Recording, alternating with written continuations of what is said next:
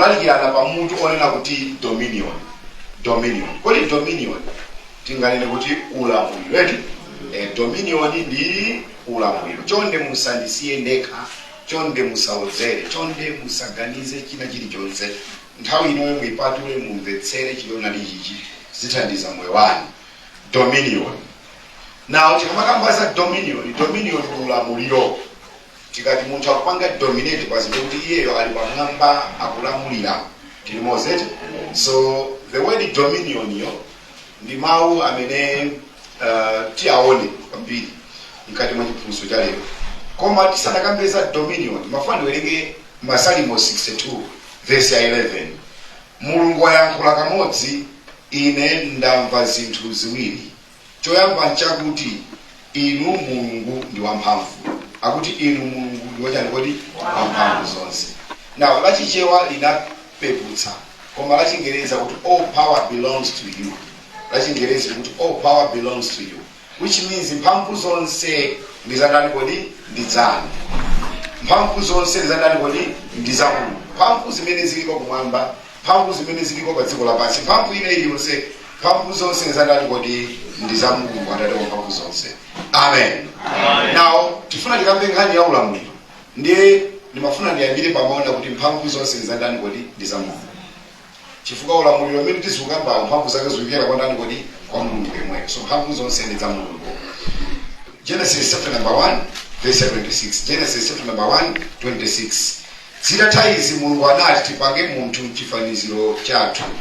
Ndi zitatha chani? Mulungu atamaliza kulenga china chilichonse pamene wakamba statement yoti tipange munthu mchani kodi m'chifaniziro chathu. Ndakuti munthu cholinga chake ndi chani? Akuti tifuna tipange munthu m'chifaniziro chathu mofanana ndife. Khani mebeka mpaka leo yatha. Ndakuti kuti alamulire. Kuti alani kodi alamulire pachani?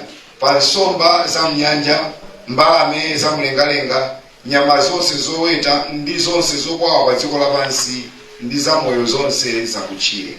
Na funso ndili, kodi Mulungu amulenga munthu kuti akati alamulire? Pali ziphunzitso zina zimene zimanena kuti Mulungu anamulenga munthu pa zifukwa zina. Ndipereka chitsanzo cha chiphunzitso china chimene sichoona. Ena amanena kuti Mulungu anamulenga munthu cholinga choti munthu azilambira Mulungu. Munthu akuyenera kulambira Mulungu ndithu. Tikumvaneti? Munthu akuyenera kulambira Mulungu, ndipo Mulungu akuyenera kuti alambiridwe nthawi zonse. Ndipo ifeyo ndi olambira aka Mulungu. Koma cholinga chenicheni chimene Mulungu adalengera munthu kudali kuti munthu akatani kodi alamulire. Chifukwa mmene munthu amalengedwa kuti angelo olambira kumwamba aliko kale. Ndekuti the primary objective why God created man was not for worship, is for dominion. Nicheni chimene Mulungu adamulengera munthu. Koma kuti munthu akalamulire. Are you getting me? Now verse number 28 now. Genesis 1:28 akuti Mulungu anawadalitsa nati kwa iwo, muberekane muchulukane, mudzadze dziko lonse ndipo muligonjetse. Mulungu anawadalitsa nati kwa iwo, mutani kodi muberekane muchulukane, mudzadze dziko lonse lapansi ndipo mutani kodi muligonjetse. Mulamulire nsomba za mnyanja, mbalame za mlengalenga ndi cholengedwa cha moyo chilichonse chimene chimayenda mokwawa pa dziko lapansi. Akuti mutani kodi mulamulire. Akubwereza soma omwe achi. Are you getting me? Masalimo 8 verse yake ya 4 mpaka na 6. Masalimo 8 verse yake ya 4 mpaka 6. Munthu mndani kuti inu mukumbukira, ndi mwana wa munthu kuti mucheza naye. Inu munamupanga kukhala ocheperapo kusiyana ndi Mulungu, ndipo mwamveka ulemerero ndi ulemu. Verse number 6. Inu munamuyika wolamulira ntchito ya manja anu. Munamuyika chani kodi? Olamulira ntchito ya manja anu. Munayika zinthu zonse pansi pa mapazi yake. Mwanakani kodi? Munayika zinthu zonse pansi pa mapazi yake. Mapazi anu anapelu a munthu. Now ndikuti Mulungu cholinga chimene adamulengera munthu chachigwirizana noli mchani kodi kuti munthu akalamulira. Are you following me? Yes. Now Ndeni mafuna ndifotokoze kuno bwino maoti dominion kufamba kawerenga mchingerezi maoti kulamulirawo alemba kuti dominion. Maoti dominion amene wawa mukatenga Bible la Chihebrew limene ndi chiyankhulo chimene anagwiritsa ntchito kulemba vesi imeneyi muona kuti mawu oti dominion ndi rada. Rada ndi R-A-D-A-R. R-A-D-A-R. Now rada mawu amene wamatanthauza zinthu izi. Mawu amene wamatanthauza to rule or to reign, kulamulira. Tilimozeti kulamulira. And mawu amene wanso wamatanthauza to prevail against, kugonjetsa. Awa ndauza jangoli kugonjetsa. Ndeuti Mulungu wampasa munthu ulamuliro komanso chigonjetso pachina chilichonse. Are you following what I'm teaching? Yes. Okay, now ulamuliro umene munthu ali nawo si wake wa iyeyo koma ngochita kupatsidwa. Ndikuti ulamuliro ngochita kupatsidwa. Ulamuliro mwini wake ndi Mulungu. Nde Mulungu watenga ulamuliro kupanga delegate. Tikati delegation kapena to delegate is simply to transfer power to somebody. Tilimozeti nde Mulungu wapanga delegate power to man. Mulungu waperekapo mphamvu zina kwa munthu. Mwanjira ina God has given man authority. Mulungu wampasa munthu ulamuliro To make decisions on his behalf. kuti akapange ziganizo paziko lapansi m'malo mwa Mulungu. Iwe wakoza bali. Munthu akapange ziganizo pa dziko lapansi malo mwandani kodi mwa Mulungu. You see kuti munthu so amasewera. Now our opening scripture Verse nawerenga shows that God has given man delegated authority ikuonetsa kuti Mulungu wampasa munthu ulamuliro over 3 realms of life. Kwa magawo atatu amoyo. Munthu number 1 wapasidwa ulamuliro pa chilichonse cha madzi. Tilimozeti ndekuti china chilicho mena akuti ulamulire pa nsomba za madzi akutanthauza kuti ulamuliro umenewo chilichonse chokuza na madzi ndi cha madzimo zili pansi pa ulamuliro wa ndani kodi wa munthu. Are you getting me? Number 2 akuti pa mbalame zoluka mlengalenga.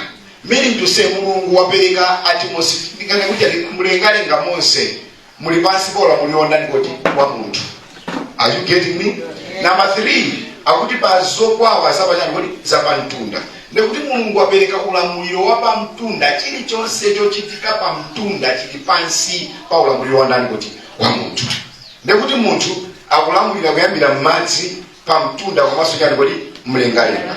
Mwanjira ina ndekuti Mulungu anena kuti zochitika mu dziko lapansi ineyo sindifunanso nzilamulira. Dziko limene landichepera kwambiri chifukwa kumwamba nkokhala kwanga ndipo dzikolo mpoponda pa mapazi anga. Ndiye ine ndakuchitira munthu ulemu kuti udzigwira ntchito yolamulira dziko limbalo mandani kuti mwa ineyo. Ndiye ndikuuza ni statement yopya koma ndifuna kuti muimvetsetse bwino bwino. Ndiye kuti chimene Mulungu akuchita muimvetsetse chimene Mulungu akuchita ndiye kuti akumpanga munthu kukhala ngati ka Mulungu ka dziko lachani kodi lapansi. Osati kuti munthuyo wasanduka na malenga ayi koma munthuyo wasanduka ka Mulungu kachani kodi ka dziko lapansi. Now to prove to you that I'm teaching zona on Masalimo tsopano. Now Masalimo 82 verse 5. If you can interpret, please do that quickly. They know not. Will they understand? They walk on in darkness. amayendaenda mu mdima. All the foundations of earth Maziko onse a dziko are lapansi out of course. ndi opezeka. Okay, 6. I have said, Ndinati you are gods. inu ndinu milungu. And you are gods. Now, if you see your Bible, Mukaona Bible there is a small g. olika kachi kalimba kachi You are gods. inu ndi milungu. Amena kumuti milungu yoni ndani? Amena kushida kuti milungu yoni ndani? Munthu. Are you getting ready? Akuti you are gods. Milungu. And all of you ndipo nonse are the children of the Most High. ndinu ana a mulungu wa mmwamba Wewe mwamba. unakalileta? Ndinu ana ndani kodi? Mulungu wa mmwamba. But you shall die like men. koma mudzafa ngati and fall like one of the ndipo priests. mudzagwa ngati wolamula wina aliyense ngati kalonga wina Are you getting me? So do you know position imene Mulungu amuyika munthu? Amuyika kuti akhale ngati kachani kuti munthu asanduka mulungu wakumwamba. Komano tikamati wasanduka ka mulungu ndiye kuti mulunguyo wagawana naye munthuyo mphamvu kuti ineyo malo moti ndizilamula mdziko luzilamula ndani kodi ndiwe malo mandani kodi mwa ineyo. Now listen to me. Kunchito wina aliyense amakhala ndiko kapanga report hierarchy. Are you following me? Kunchito timayendera hierarchy. Tilimodzi. Now mu hierarchy ya zinthu zachilengedwe nekuti dziko li mulungu alisiya m'manja mwa munthu kwa munthu azikapanga report kwanda chifukwa mphamvu zimene munthu azigwiritsa ntchito polamulira uzitenga kwandani kodi ndikupatsani chitsanzo china kuti mumvetsetse. Kalekale dziko la Malawi linali muchitaganya pamene tikulamulidwa ndi dziko lina. Malawi inkalamulidwa ndi dziko la Great Britain. Ndipo chimene dziko la Great Britain lidachita lidatumiza munthu amene adzikhala dziko la Malawi lino malo mwandani kodi malo mwa dziko la Britain lino. Ndipo munthu amene anampasa title ina kuti governor. Anampasa title ina kuti kodi governor. Now governor uja wa ku Britain akakhala kuti ali muno Malawi amalamulira dziko la Malawi malo mwachani kodi mwa Britain. Ndekuti governor uja amapasidwa mphamvu ndipo malacha la Britain. Ndekuti governor uja akayankhula bayankhula ndipo malacha la Britain. Governor uja akapanga ziganizo zine lapanga ndipo malacha la Britain. Are you getting me? Yes. Mena makhalira governor kunena kuti iyeyo amakhala Malawi mulomo ndikumalamulira dziko la Malawi malo mwa Britain. Ndimene mulili inuyo kuti mulungu akuyika mu dziko linolo kuti muzilamulira dziko lapansi malo mwachani kodi. Let me show you this. Now, ulamuliro umene munthu anali nawo pa dziko, ulamuliro umene ujawo unatayika. Unatayika kodi? Unatayika. Man lost dominion. Munthu anataya ulamuliro tsiku limene adachimwa. Are you following me? Bible likuti ukadzadya chipatso cha mtengo uwuzanani kodi udzafa ndithu. Are you following me? Udzafa ndithu. Now the day that man ate siku limene munthu anadya chipatso cha mtengo uja sikuti anangofa kokha komanso anataya ulamuliro wake. Are you following me? Are you following me? Now ulamuliro umene mulungu anapereka kwa munthu unatayika pamene munthu adachimwa. Unatayika kodi? Now the question is, ulamuliro unapita kuti amene adamuchimwitsa munthu amene adalanda ulamuliro wandani kodi kwa munthu. Now I want to show you this. Pali verse imene nthaisa mitu kamaimva ima kupasa maganizo. I want you ndifuna mwana kuti munthu atachimwa adataya ulamuliro. Bible likamba kuti chani Mulaliki chapter number 10 verse 7. Secular Bible 1. I want you to see that. Maliki 10 verse 7. Yes. Ndaona akapolo atakwera pa akavalo. Ndaona akapolo atakwera pa akavalo. Pamene akalonga akwenda pansi ngati akapolo. Akundaona chani kodi? Akapolo atakwera pa akavalo. Kavalo mamziwe bulu. Now akavalo nthawi yakale samakwera ndi anthu ovutika ina. Amakwera ndi anthu apamwamba anthu aulamuliro. Ndakuti ndaona china chake akapolo akwera chani kodi pa akavalo wani. China chichitika chani? Pamene akalonga akwenda pansi ngati akapolo. Akuti akalonga mazoti chani kodi mafumu. Akuti mafumu akwenda chani kodi wapansi ngati chani kodi akapolo. That's what happened. Munthu atataya ulamuliro wake, munthu amene ukhala pamwamba pazochitika anasanduka chani kodi wapansi. Ndipo wapansi amene adali Satana anakwera ndipo pamwamba. Akuti ndaona akapolo atakwera akavalo. Komanso ndaona anthu apamwamba akalonga kuyenda changoti wapansi ndekuti zinthu zatani kodi zasintha. That's what happened when man sinned. chimene chinachitika pamene munthu adachimwa. Chimene chinali cha munthu chinapita kwa Satana, ndipo chimene Satana anapanga anampasa munthu chimene chinali cha iye, chifukwa imfa ndi ya Satana si ya munthu. Are you getting me? Yes. But something must change this morning. china chake chikukusenta mamawa. Iliyo kani mene kusangalasani? Iliyo kuti akalonga mukenda cha? Ngataka ngabani mkanyo. Ali ngataka polo eti. Tamusele basizo ona bisiweze sizo. Ndani kwa makapolo kwele changu eti. Akafala. Tamusele baya sijojo. Ulamuliro unapelekezwa kwa ndani. Kwa mtu. Amena kuti sinthu zilikuwa sawa basi pake ni ndani.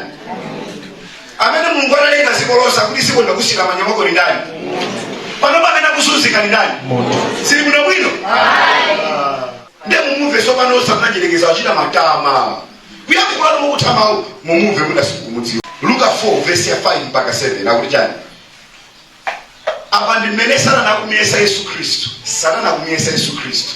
Ndakuti ndiyerekeza namutenga iye pamalo atali. Iyeyo ni nani? Yesu. Yerekeza namutenga Yesu pamalo atali. Ndipo nkampinda namuonesa mafumu onse a dziko lapansi. Amuonesa mafumu angati? Asiko la chani? Ndipo anati kwa iye, ndizakupasa ulamuliro ndi ulemerero wawo, pakuti anandipatsa ine. Satana akumuonesa Yesu maufumu ndi maulamuliro a dziko lapansi. Ndiye akumuuza kuti chani? Akuti ndizakupasa ulamuliro ndi ulemerero wa maufumu amene waunawa dziko lonse lapansi, pakuti anandipatsa ine. Ndipo ndingathe kupereka kwa aliyense amene ndikufuna. Are you getting me? Akuti maulamuliro ndi maulemerero andipatsa ndani kodi? Ineyo. Nafunso ndona kuti tawerenga Bible. Kodi ni ndani amene anapatsidwa ulamuliro wa dziko lapansi? Ngati sananyerekeza kuti anandipatsa ine, anampatsa ndani? Munthu uyo tuka. Munthu anapereka ulemerero ndi ulamuliro wa dziko lapansi atachimwa. That's why kuchimwa kwa munthu kuja, it is called the highest treason. Kugalukira kwa ukulu kwa mbili. Kulingana kulanda koma. Tonani. Ndipo mmene sananyerekeza mara anandipatsa ine. Kwa munthu amene ukona ngati akunama amanena zoona. Kuli lipele pongo 1 Korinto 4 verse 4 akuti chani Paulo? In whom the God of this world Mulungu wa dziko lapansi has blinded the minds wapangisa kungu maligaliro of them kwa iwo not to believe kuti asakhulupirire the light of the glorious gospel of Christ, wala wa uthenga wabwino wa ulemerero wa Mbuye, who is the image of God. Ye amene chili Ndakuti the God of this what? Mulungu ati the God of this what? Mulungu wa padziko ili wapanga chani? Ati wapangisa anthu khungu kuti asalani kuti asakhulupirire. Choona adita ngoti cha uthenga wabwino wa Yesu. Funso number 1 ngati mwasekula Bible la Chizungu, God wakalemba chiwa mkulu wang'ono isiko mukwambiri. Number 2, kodi ni ndani amene amapereka khungu kwa anthu kuti asazindikire choonadi cha uthenga wabwino? Ndemena kumutchula kuti the God of this world. Satana mpano pano tukamba pano Mulungu kwa padziko ili nda Satana. Chifukwa cha munthu analandisa chani kodi ulamuliro. Kudala kuchipanda zomwe zinachitika munda wa Edeni zija, sibwezi munthu akumazunzika. Ino zomwe mazoni Mulungu ndiopsa kwambiri. Mmene Mulungu amalenga dziko sanayambe kulenga munthu. Mmaziwa? And I will show you something else. Let me show you. Let's go Revelation. Mmene Mulungu amalenga munthu anayamba walenga zonse zofunika za ndani kodi za munthu. Ndipo munthu mmene amamulenga kuti abwere pa dziko anakamwika munda umene zonse zinalimo kale. Ndekuti mu design ya Mulungu munthu amamuyika in the midst of abundance.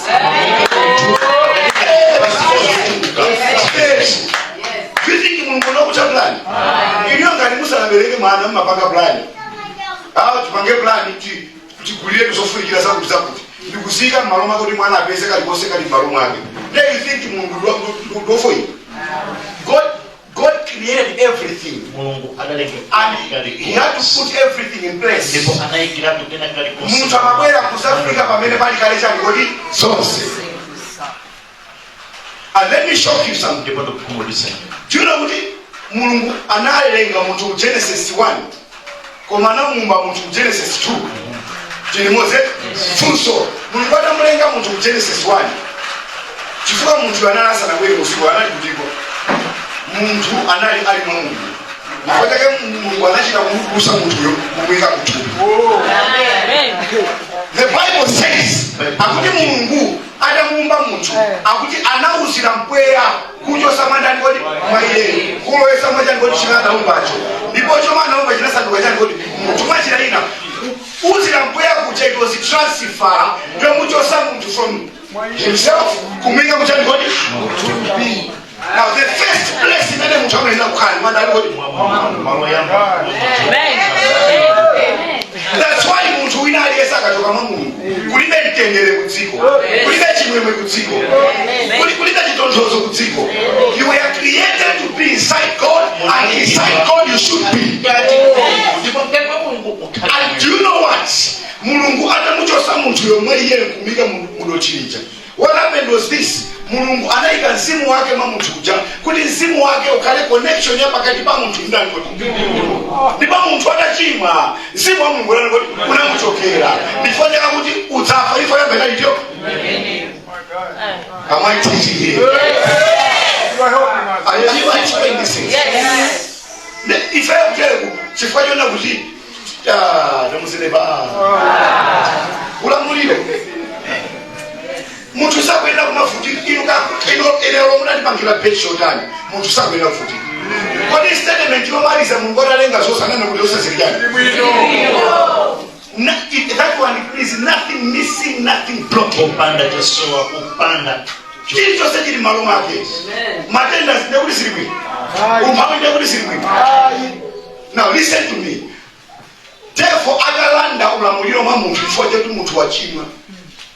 What therefore did anagwirisa chilo ulamuliro umene uchalo ndikulisokoneza siku la pasilose amene munapanga za kompyuta nalikagalo lipanga format isokoneza mwina simadziwa imfa imene alowa mwa muntu inalowaso muchilengedwe. Do you know kuti mtengo sumaendera kumafa? Mazo kuti madzi ene inacha makati madzi mulungu ndisamadziwa. Do you know kuti water is supposed to carry the power of life?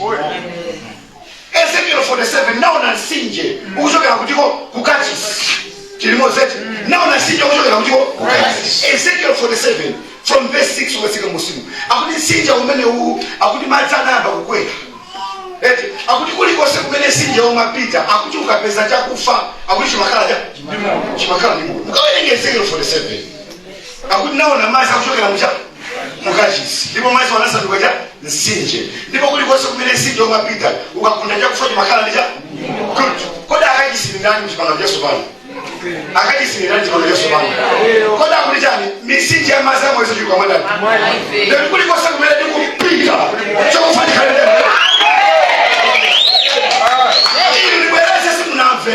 ninaona nsinje akuti madzi akuchokera mukachisi. Ezekiel 47:6 ukatsika musimu ndakuti nsinje umene upita kulikose kumene umapita ukapeza chinthu chakufa ali chimasanu yengo good. The Bible kwamba defenda zangu akachisi ni Yesu akwera akuna kuti ati mkati mwa inu musanduka chani ngoti nsinje ya madzi ako, meaning to say wherever we go if we touch something that is dead it is supposed to receive what? Life. This is truth. But it's very unfortunate that most born again believers are not living up to this reality. I refuse this. Are we together here? Yes. Now, when devil ajalanda ulamuliro fanya chiko la Mungu analisokoneza dziko la pansi mitengo kumafa iti mtengo wa kocha chilengedwe basi kumati ukira iti akuti na mondwe mpaka sekolo ni wanu mapasa maina ngati sakolo sekolo ana sekolo ni friend wina ndo jamini wapanga zopya kwa Mozambique zone iti ukapita kumaiko ngataku kulati na America kuche kumachitika zoda kuisa kwa chilengedwe chinamukira muntu andiyeti munthu akupasa ulamuliro pamadzi ndekuti munthu akhoza kuuza nsinje tasibwerera sinye kutani ukhoza kuuza mfula kuti usaphe mpaka nimalize kwaleo isongonena mwaime muli mphamvu ndi ulamuliro mwene ndikamalikira sindikulalikira zaidi ndikulalikira zimene tosefe tili nazo wani muno musazapezeke mbuso maonesa kuti chakutisanga pange muno aliyesa mene makufunzisani mukozopiro kachilisa ngolwa mukozopiro kakusazi wanda that is what we call discipleship ndikumaphunzisa mpaka na akule ani mazo mundu akaphunzira amafika kuti na Yesu akhale mphunzisi wa yena usanyuma panga zimene zineneka baba Yesu anabwera kuyankhula statement akuti Jesus came and spoke unto them. Yesu anabwera nayankhula iwo. All power is given unto me. Mphamvu zonse zaperekedwa in heaven and in earth. Mwamba ndi pa dziko lapansi. Mphamvu zaperekedwa mwanda mwa Yesu. Kutiko? Mwamba ndi pa dziko lapansi. Okay, good. Now, Yesu mene ambalowa mwainu mphamvu zonazisiye? Yesu alimanda? Nde Yesu akuli mphamvu zose kumwamba ziwa wasi zimanja mwanda? Nde Yesu amene analowa mwainu yo mphamvu zonazisiya kai? You want to tell me kuna kuti a president amutani kata bwera kwatu akamabwera kwatu akakudisa president nde akazo president akamapita? Are you telling me that? Mena kubwera kwatu akwera dali chani kodi president akwera mphamvu za uzao president. So when Jesus entered in you, yes, he is there with all power and all authority. So they look at 10:19 nakupasa ndani kodi nakupasa ndani kodi ndi china chani kodi nakupasa ndani kodi china chani kodi bakundula mulozo siyana munthu amene amaphunziro au ndakhale wa polisi akamamaliza maphunziro aja amakhala kuti ali ndi mphamvu, is empowered to be a police officer. Mwalipete koma akamuza kuti leroli iweyo ku traffic department ukagwira ntchito mu highway ampasa jani good. Now listen to me good. Munthu akaphunzira maphunziro au polisi akamamaliza amakhala wapasiro jani kodi so cheko jani kodi wafunzi it empowers you. Koma akamuza kuti lero ukagwira ntchito mulipi ngati wa traffic wapasiro jani are you getting me? Yes. What about traffic akaima mulimbi ifamily pass timataona ja good, meaning to say munthu amene angachitire mfwemfwe wa traffic akulimba na ndicha ulamuliro ja ndekuti wina aliyesa amene angapange challenge ulamuliro umene uli ndi Khristu akulimba na ndida. Amen. I'm telling you the truth. Every pastor of mine can deliver a demon. Amen. Pastor is able to heal the sick. Do you know when I come to you in the name of Jesus, it is as good as Jesus has come.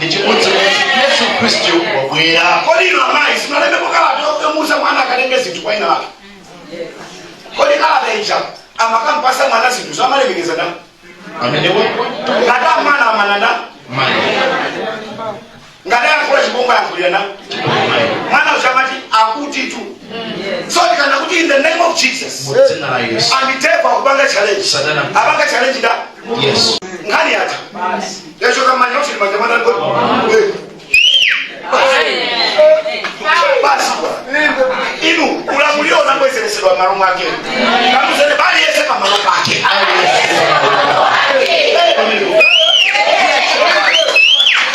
Isamaende mtauni mungatifeo ndifaka fute ite.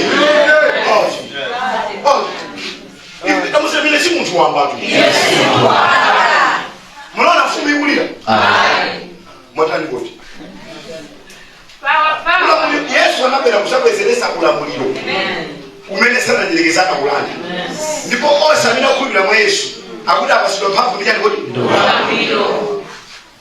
Mphamvu simulandira siku limene mwamulandira Yesu. Akuti onse amene adamulandira iye adapasa zochewana. ndipo mzimu woyera ukakudzaza musiyanise once you have got the Holy Spirit ukakhala mzimu woyera now you have got the authority umakhala ulamuliro.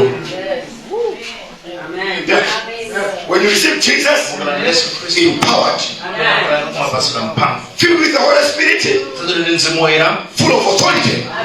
That's why Yesu anaulizabilo kalalikira kufikira simu yanangoti akatsakali fana ili mpaka malibe cha ngoti chifuka pokalalikira kwa dawa usakuli mkajilise ja kama sura ja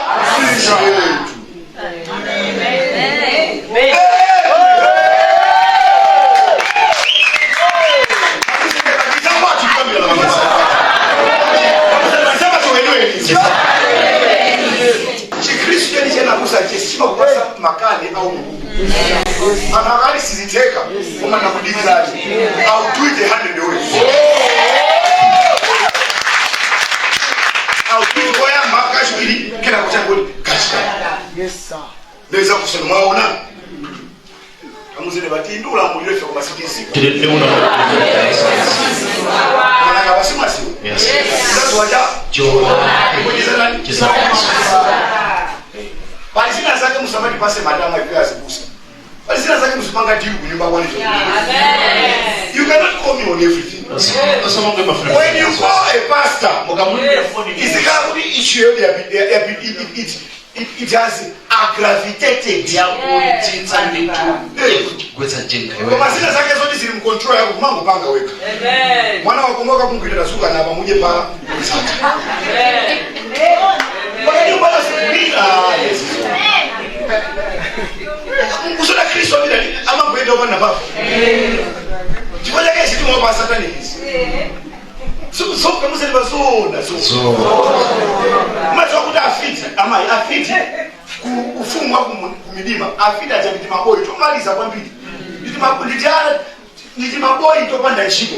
Ile afiti.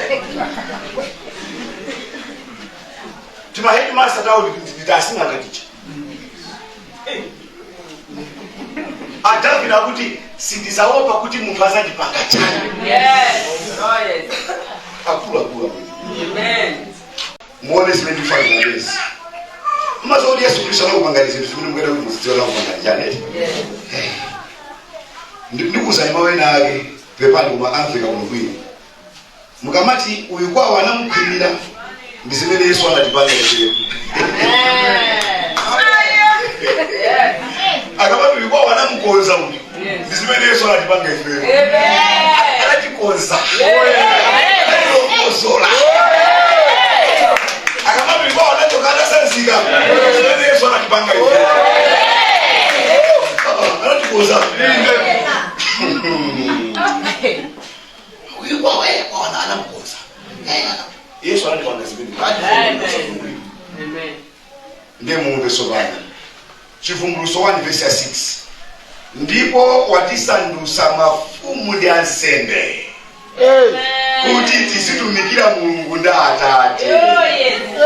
Yesu watisandusa pokala tani kuti mafumu koma sonya kuti ansembe. Now tell you why I mafumu ndi ansembe. Yesu watisandusa pokala mafumu koma so ansembe. Jambe ni mafumu. Kodi fumu imadani ni Mulaliki 8 verse 4. Popeza mawu a mfumu ali ndi mphamvu. Ndani anganene kwa mfumu yokuti kodi mukuchita chani? Mawu a mfumu ali ndi chani? Now, ifeyo chimene tikuyenera kumagwirisa ntchito polamulira ndi chani?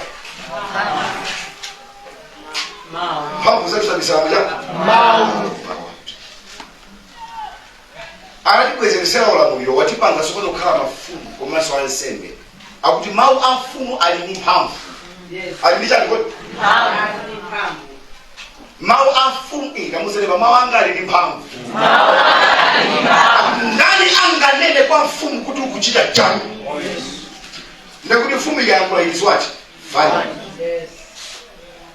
Mwina simudziwa mawu a Khristu mudziwa wa uzimu ndi lamulo. Tikati lamulo ndekuti kungoona kuti salidwe. Tena kuona kuti kuyambira lero pabanja pano izi ndikuthesa ndipo sizachitika so kale. Basi mutu kumapweteka na gari zokuti ajajani. ati mbalame sisi ni mankongo. Yes. Sorry, I'm saying sorry. Yes.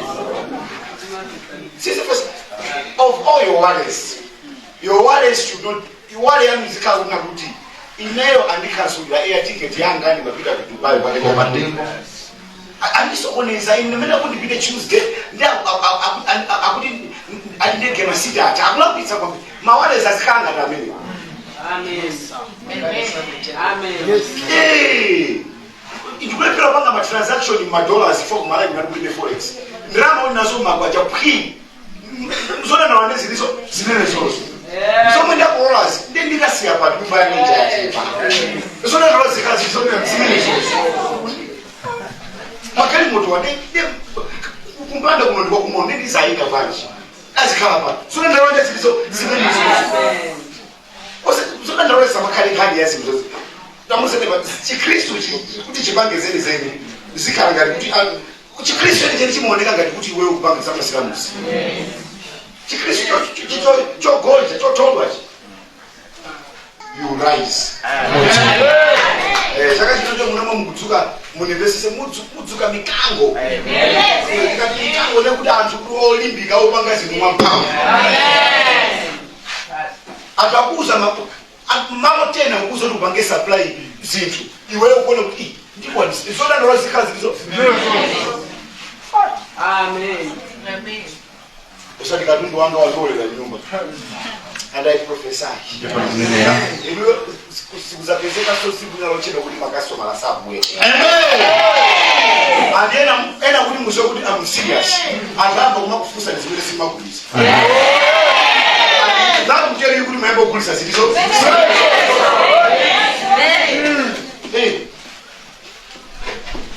Kuli sima kulisa ise. Sinabe uziwe kuti mungu wakukusa kuti mwana wanga. So banga nizidi? Amen. Amen. Now tukumaliza. Ndenda basiba ulamuliro wa uwezereza mwefe Yesu. Leo Yesu alima angefokala mafumu komanso ansembe. Nde ufumu ningali olamulira unsembe ningali obembedzera. Munivetsetse ulamuliro suteka popanda pemphero.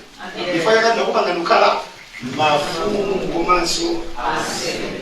Verse imene lili koso ku Petro 1 Peter 2:9. Koma inu ndinu anthu osankhidwa ndi Mulungu. Koma inu ndinu osankhidwa ndi Mulungu. Ansembe achifumu. Kunoera mtima. Anthu ake eni a Mulungu. Akuti munasankhidwa kuti mulalikire za ntchito za mphamvu za iye amene anakuyitanani kuti mutumikire. Kuti mutuluke mu mdima ndi kulowa kuwunika kwake kodabwitsa. Na kulalika ntchito za mphamvu za Mulungu. Let me read it and I tell you what it means. Akamati munasankhidwa kuti mulalikire za ntchito za mphamvu za iye.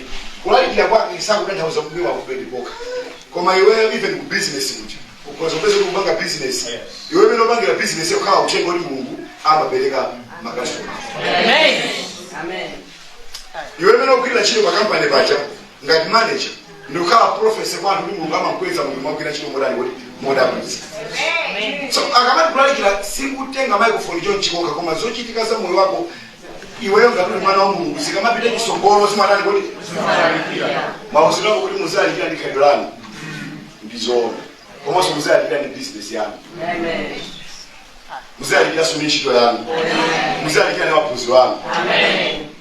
Banja kuja kukhalako by the way akana kuti yayi ineyo ndasiya kukukonda kuzotizembera chikondi changa. Tizembera changa. Wala muri sindra jana ngoni. Musana Mungu so sawa de zidasiani. Akamati ya atimale pero yasimu naoni mesimu mara ngoni. Oh yes. Amen. Amen. Akuti ndinu jani ngoni ndofanele kuti akuti ndinu ansembe yachifumu. Ansembe acha ku 1 Petro kuchete pamene kuchivumbuluso kuja akuti mwatisandutsa mafumu ndi mwandi chinthu chimodzi ndi ufumu ndi ulamuliro unsembe ndi pembedzero. you can never exercise dominion. simungaonetsere ulamuliro inoyo. Number 1, opanda chidziwitso cha mawu. Number 2, opanda pemphero. Ndeno ndirekeza apa because teaching yanga ya number 2 ndiyo koma kopya. How to exercise dominion. Kuti tisitani kuti ambaziwe kuti kulamulira.